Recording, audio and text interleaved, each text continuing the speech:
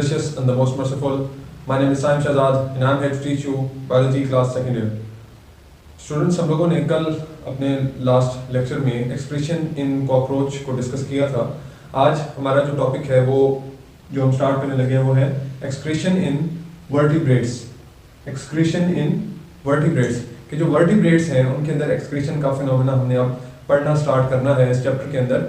हम आज सिर्फ इसकी बेसिक्स को समझेंगे कि वर्टिब्रेट्स में एक्सक्रीशन का फिनोमेना कहाँ से स्टार्ट हुआ और कैसे जो है वो मैकेनाइज्ड है, कैसे चल रहा है।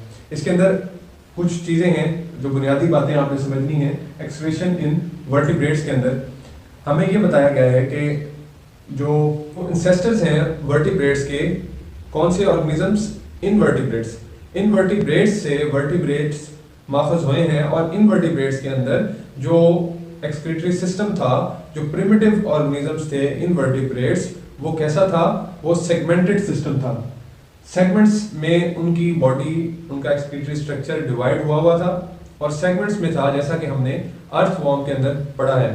इसी तरह जो प्रिमिटिव वर्टिब्रेट्स थे जो इनवर्टिब्रेट्स से माखुज हुए थे, उसमें हमारे पास एक एग्जांपल दी गई है हैगफिश की। हैगफिश की एग्जांपल है जो वर्टिब्रेट थी, लेकिन उसके अंदर जो एक्सक्रीटरी सिस्टम था वो किडनी पे मुश्तमिल था, लेकिन किडनी भी सेगमेंट्स पे मुश्तमिल थी। किडनी भी सेगमेंटेड ट्यूब्यूल्स पे मुश्तमिल थी। कहने का मतलब ये है कि हमारे जो वर्टिब्रेट्स निकलते हैं कहाँ से? इनवर्टिब्रेट से। प्रिमिटिव एरा के अंदर, प्रिमिटिव वक्त के अंदर जो वर्टिब्रेट्स इनवर्टिब्रेट से निकले हैं उनका जो एक्सक्रीटरी सिस्टम है वो कहाँ से निकला है? इनवर्टिब्रेट से। और इनवर्टिब्रेट्स का एक्सक्रीटरी सिस्टम कैसा था? सेगमेंटेड। और अभी भी जो इनवर्टिब्रेट्स हैं उनके अंदर सेगमेंटेड एक्सक्रीटरी सिस्टम है, सेगमेंट्स बने हुए हैं उनकी बॉडी के अंदर।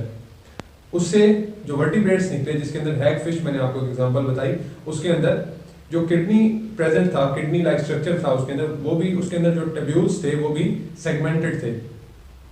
तीसरे नंबर पे इसके अंदर जो चीज हम पढ़ेंगे वो ये कि जो वक्त के साथ साथ जो डेवलपमेंट हुई प्रिमिटिव ऑर्गेनिज्म से, जो ऑर्गेनिजम्स मॉडर्न एरा में प्रेजेंट हैं उनके अंदर जो एक्सक्रीटरी सिस्टम पाया जाता है उसमें किडनी प्रेजेंट है लेकिन सेगमेंटेड नहीं है, बल्कि बहुत ज़्यादा नेटवर्क ऑफ कैपिलरीज हैं जो उसके अंदर अरेंज हुई हुई हैं।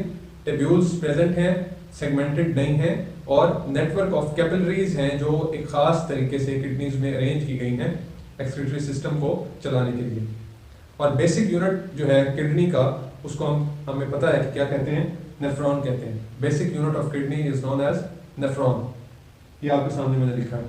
नेक्स्ट देखते हैं इस टॉपिक में excretion in human and it's normal mechanism.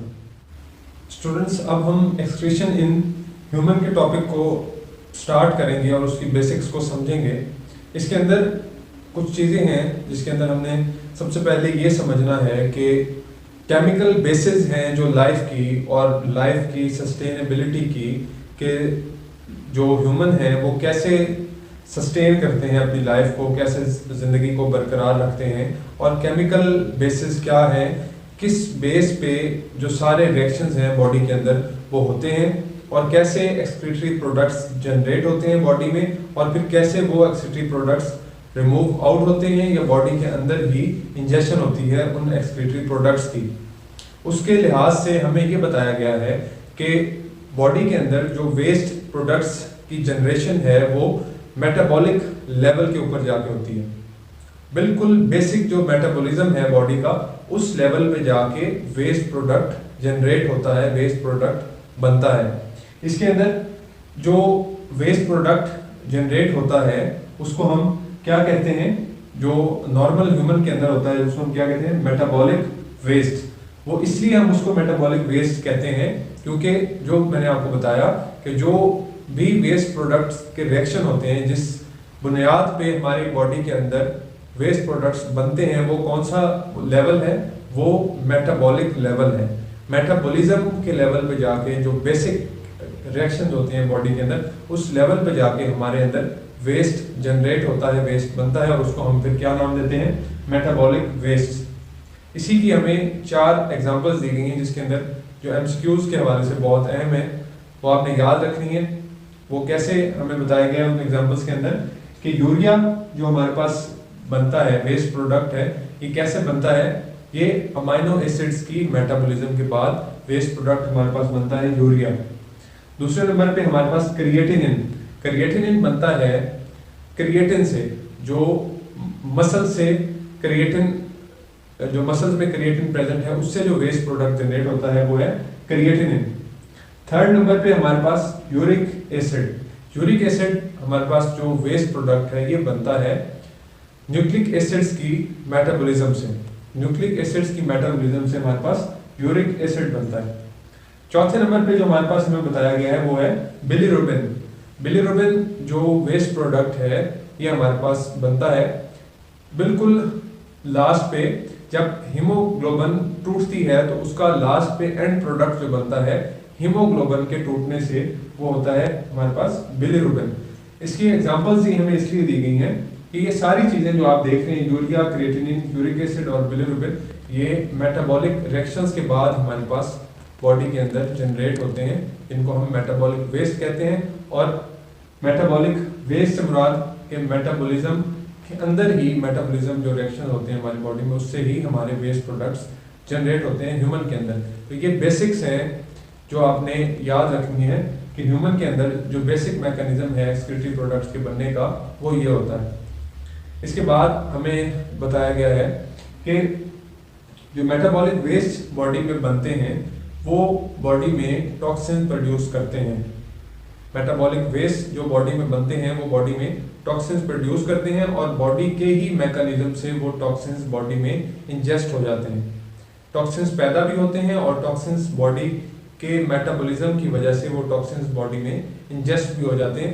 इसकी एग्जांपल हमें दी गई है कि मेटाबॉलिक वेस्ट अगर बॉडी में प्रेजेंट हो तो उससे जो टॉक्सिन्स बॉडी में प्रेजेंट होते हैं वो कौन कौन से हैं, वो फूड एडिटिव्स हो सकते हैं, पेस्टिसाइड्स हो सकते हैं और तीसरे नंबर पे ड्रग्स हैं जो टॉक्सिन्स के तौर पे बॉडी में पैदा भी होते हैं और फिर इंजेस्ट भी होते हैं। तो इसलिए जो मेटाबॉलिक वेस्ट हैं उनका या तो बॉडी से रिमूव होना या बॉडी में ही इंजेस्ट होना मेटाबॉलिज्म के तहत बहुत ज़रूरी है।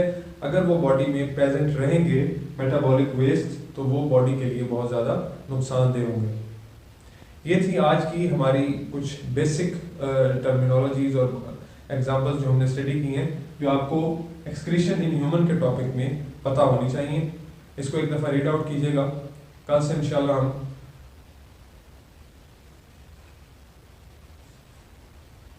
एक्सक्रीटरी ऑर्गन्स को स्टार्ट करेंगे। साइंस के साथ को इजाज़त दीजिए। अल्लाह हाफ़िज़।